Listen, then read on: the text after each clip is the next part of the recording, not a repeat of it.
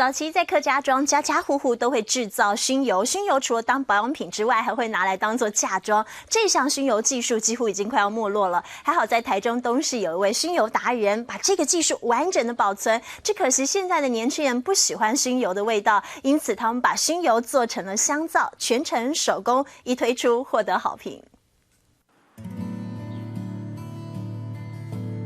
台中东市镇上这户人家专门制作熏油，主人吴能达在家门口堆起一座座的小山，里头窜出的白烟夹杂稻草香。你要多翻头油啦，剃头油哈。吴能达亲自示范，小瓮里面装的是花生油，另一个则是装满了樟树革，两个放在一块儿，铺上了稻谷，焖烧2到3天。这种熏油的技术几乎已经没落。而且出盐行哈。出現用中意叫做款，按自家用，以前冇人買賣。經過燜燒、沉澱，熏油終於成型了。淡淡的樟樹香加上花生油的味道，對於老一輩的人來說，那是青春的記憶。早期熏油是保養品，也是嫁妝，十分的珍貴。早在日治時代，吳能達擔任腦長，家裡面牆上這一塊藍色的牌子寫着樟腦小賣所，可見當時有多盛行。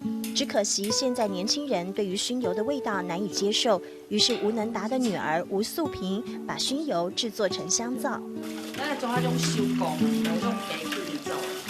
一桶熏油，一桶藥水，再加入37種中藥材所磨成的粉末。学建筑出身的他，对于这个是一窍不通的，自己看书慢慢研究。年轻人很不能接受这个熏油然后包括樟脑，那就觉得说，你按好的东西，怎么该冇人去接受感觉当打扫所以我就想到，你应该是得有更加好的延伸跟研发。吴素萍靠自己的力量研发，全程手工制作，不用机器，而家里就是工厂。一块块香皂诞生，那是他辛苦的结晶，格外的珍惜。他一边包装，一边回首来时路，一度想要放弃呢。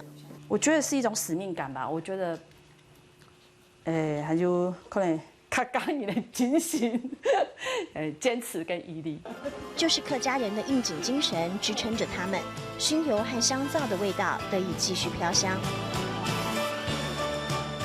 樟树独特的香气从稻草堆里冉冉飘散，氤氲成青春不死，袅袅是古老智慧，坚持不变的传承，在一块块熏香皂里体现感动时刻。